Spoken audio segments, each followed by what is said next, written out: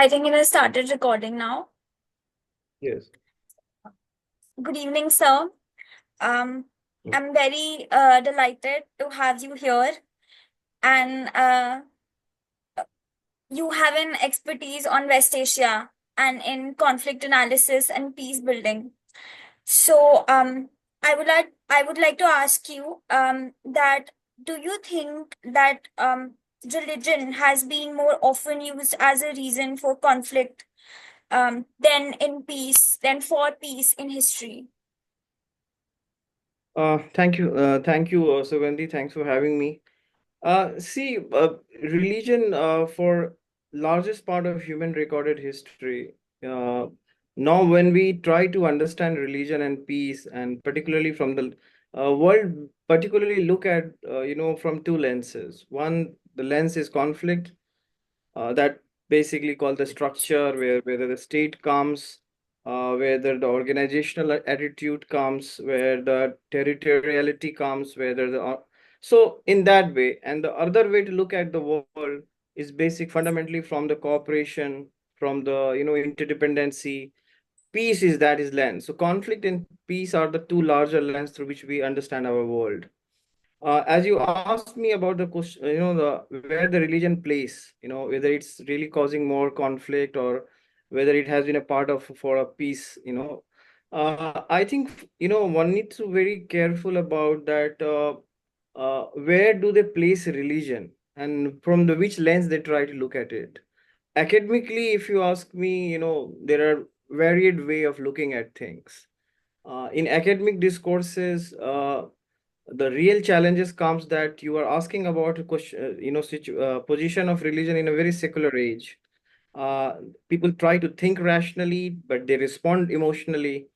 In the larger sense of human sphere of life, religion was the main central pillar through which we try to direct our life, through we connect our community, through we try to continue our cultural practices, and also the presence of a kind of unknown that somewhere people are called it nature, some of them call it God, some of them call it in terms of spirituality is a part, particularly in Buddhism, whether the absence of God is there, but at the same time, it does not consider as a kind of a very nature worshipping.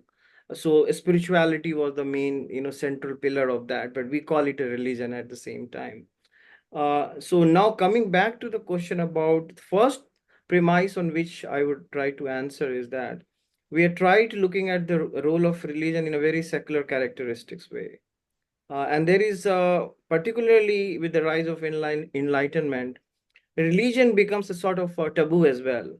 Why? Because it considered that the human will was questioned. There is no presence of human will was there. So it's like, I think, therefore I am. In certain sort of the Descartes idea, and then later on we see that the question of doubt, uh, you know so there is some sort of a confrontation between how religion should be placed in a secular age. So that became a very conflicting idea itself. And that sometimes in a larger discourse, there are two school of thoughts emerge. That one, they try to protect the idea of religion, particularly, and giving it a shape that identity becomes very supreme when it comes to religion, more than anything else. That for a secular perspective and try to look at religion, we try to look at it from the kind of very non-scientific worldview, some sort of a very medieval thinking, or kind of a very prehistorical argument about life and the human approaches and behavior, which really rose up to the pinnacle with the rise of life, pursuit of happiness, the questions of states, very lot of things. So the scientific way try to look at religion in a very kind of a very dogmatic notions. So between the dogmatism and the questions of that supreme identity, which carried throughout human history, become a kind of a conflicting itself. Now, in the second premise on which I would like to answer, that see, religion has a kind of a larger discord when it comes to peace.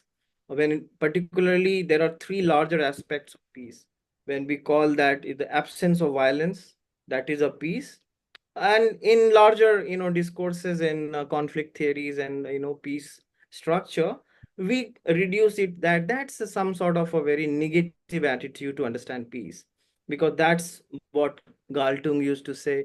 That's a very dissociative approach, that we try to somehow confront it, try to somehow separate the very idea that what are the direct, in terms of that absence of violence is, which we call direct or negative peace. The second was the called, which is called that a structural idea of peace. Basically means that it is comes in between question of identity, question of some sort of communitarian thing. There are some sort of how the state functions and all of that. And the third is that cultural idea of peace, where basically means that how do we govern ourselves? Who are we basically? In terms of, can we say that our supreme identity is faith? Divided among all the faiths that we know, organized and non-organized. So it was divided between, in a very academic inquiry, between the direct positive peace. There is a direct some sort of absence of violence become a kind of negative piece, and there is a positive piece which try to cater a structural idea and the cultural notion. Now the religion comes very much profoundly in the cultural notions, because, and that's why when we say the question of peace building, remember, people like Galtung used to call peace is a structure. Peace is not sort of you can define it easily. It functions in a very, and he tried to make a kind of a very commonality between with medical sciences, that there is a disease and absence of disease is a good health. But then that is not that. Basically means a healthy body requires certain cells and certain sort of, other aspect, which similarly in a society there are so many issues come. So there are different sort of notions about that positive peace idea.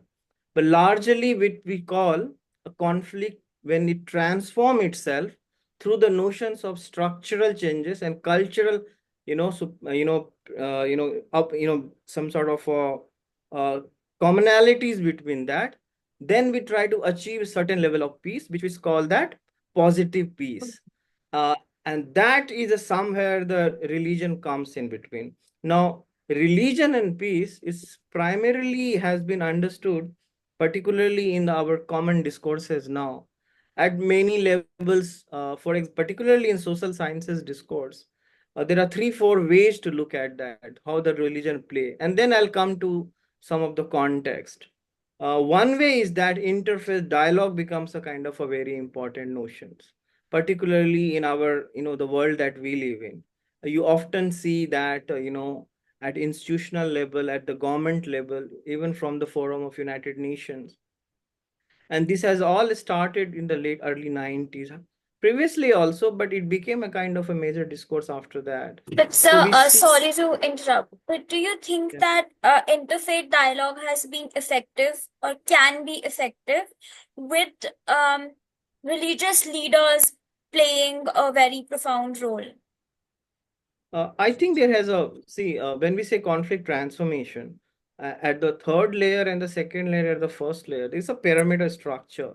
So peace building is basically a conflict transformation, but it is basically a balancing act between the top down and the bottom up approaches, particularly where the how the people at the grassroots becomes a kind of a partner in peace structure or making. So in that way, when we say interfaith dialogue and its contributions and importance, then it has a huge contribution, because it works through communitarian way. It's fine that the state provides that space to them, and we see that it works. But when we try to find that whether it has really been successful or not, in terms of bringing peoples together, it does in a lot of way, because see, uh, society is very complex. It does not work in a kind of in a laboratory where, you try to find some solution and you get it.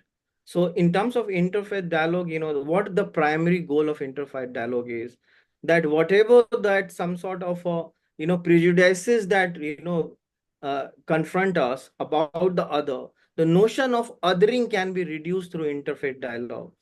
So there are institutional approaches to interfaith dialogue, and there are the communitarian approaches to interfaith dialogue as well. So there is a huge sort of repository that help us to understand that it has contributed immensely.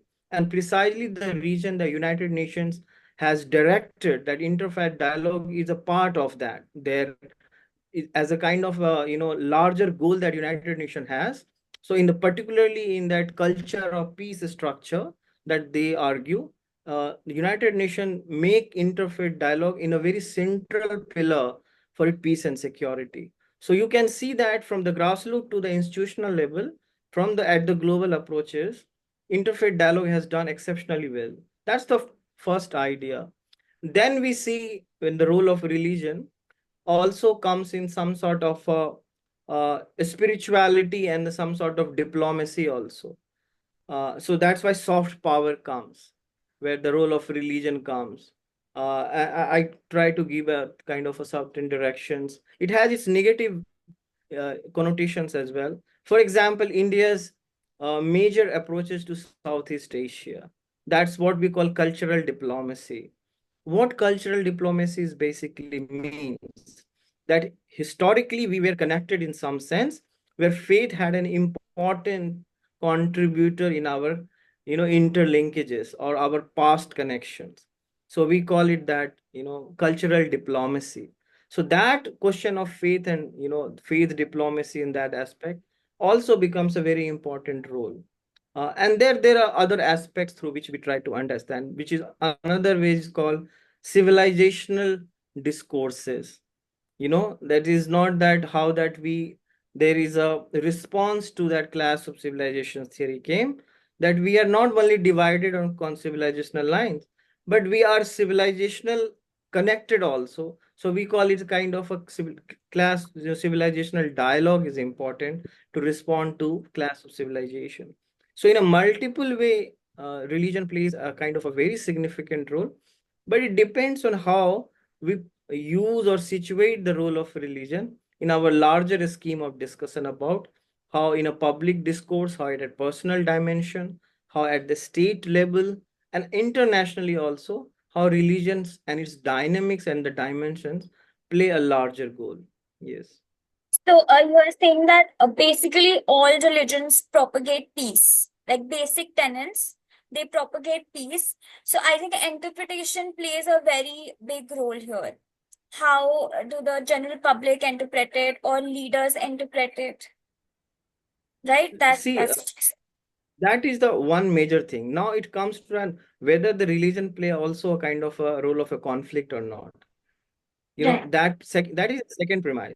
The answer is yes to that, because no religion is separated from society. Right. So at the end of the day, whether we call it a man-made thing or whether it's the natural phenomena, in whichever one try to negotiate that discussion about what religion really is all about.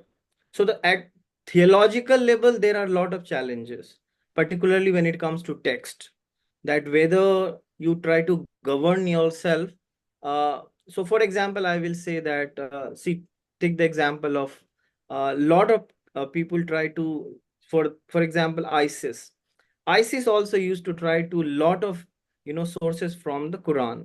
At the same time, the Sufis also try to take lot of sources from the same Quranic text. So interpretations of the text created a lot of challenges. And second, that between the theology and sociology, there is a lot of challenges comes when it comes to religion and conflict. So for example, at one aspect, the entire Israel-Palestine question is a religious problem also. Why so? Because God becomes a party of the conflict itself. That who, the moment you say it was promised to us, and it was a command from the supreme authority, whether you call it a God or whosoever, then we need to adopt it. But where do we live in? Are we living in the past or in the present? So between the theology and sociology, there is a lot of confrontation come. So in the second way, religion play a kind of, in a way, a very exploitative role. It depends on that how those who really try to interpret the religion try to take advantage of it. And we know that it's very much supplied. So one need to be mindful about that. The religion is not all about theology. It is about philosophy also.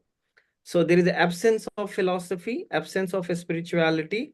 When it become a political, so it is called the politicization of religion.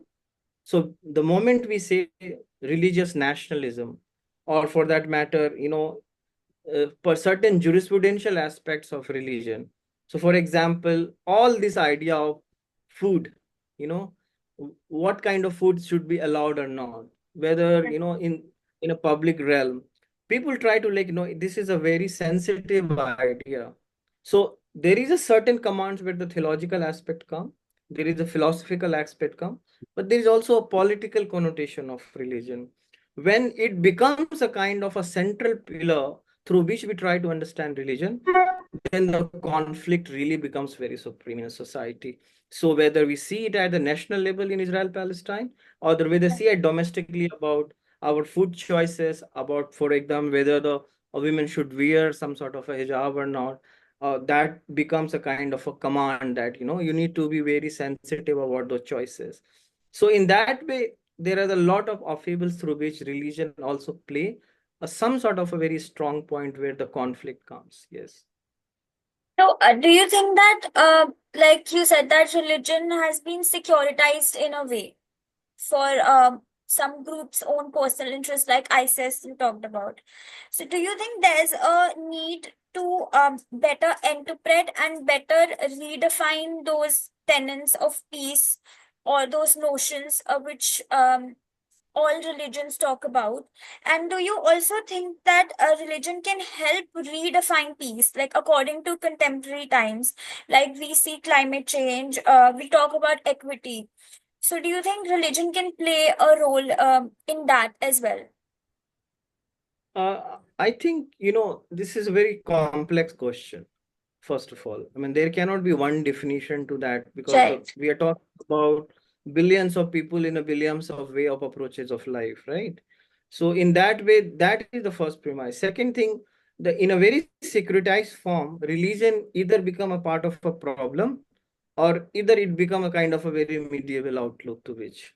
So in that way, when we say, give the example of that how ISIS really tried to play it up. So in a way that, religion also governs us in a very different way. That is a very, very fundamental thing. But at the same time, you need to be very careful also.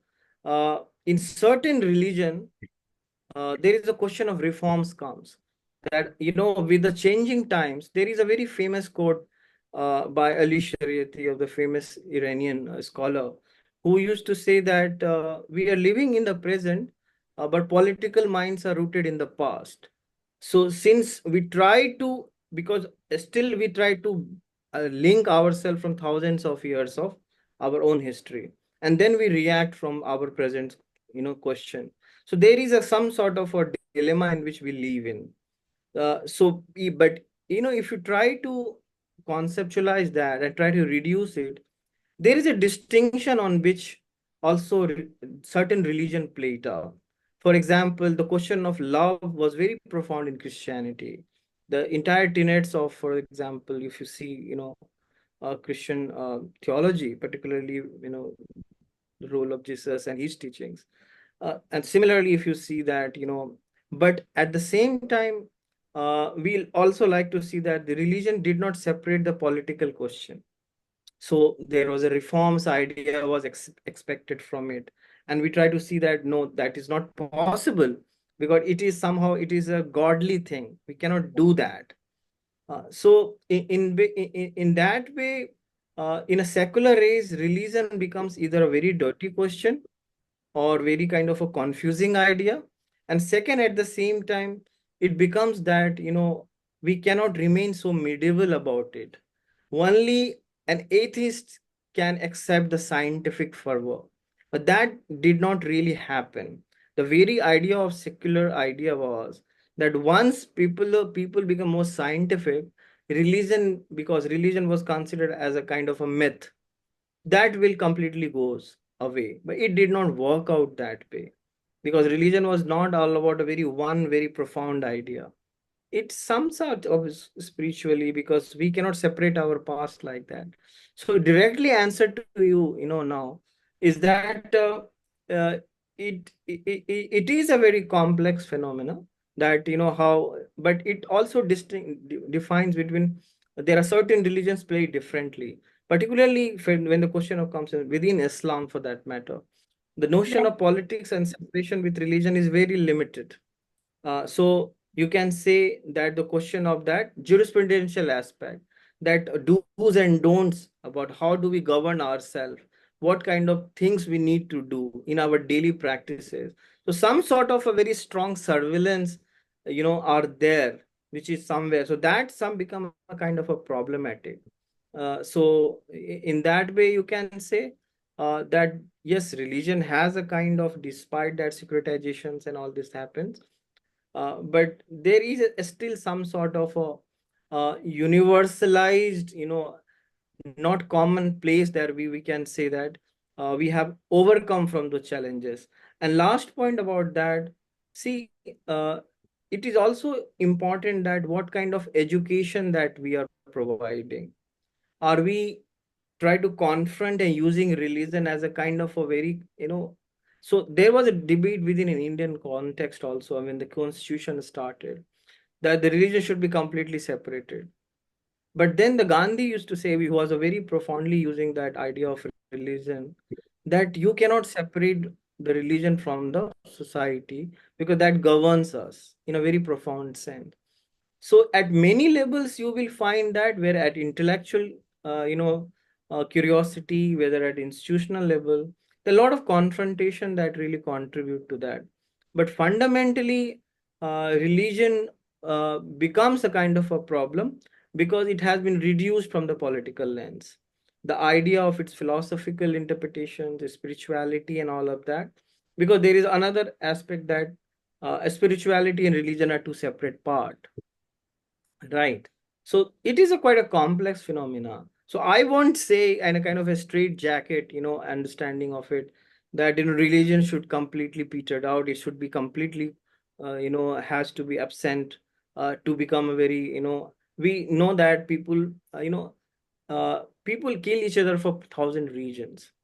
The only Yes. reason that religion becomes very important in our kind of a major public discourse, because in a religious violence, people try to seek the legitimacy from the God, not at individual level. So when you bring the God and the seek legitimacy of your violence as a justification, that becomes a kind of a real challenge. And that's why in the West, many people started arguing that religion is a kind of a polluting everything, particularly, the modern, the famous atheist Christopher Hitchens, and all that, Dawkins. And so in that way, you can see that there are many ways and many approaches that sometimes confronts the reality. There is no very straight jacket answer to that, because human society is not Right. unidimensional, it's very complex. Yes. Mm.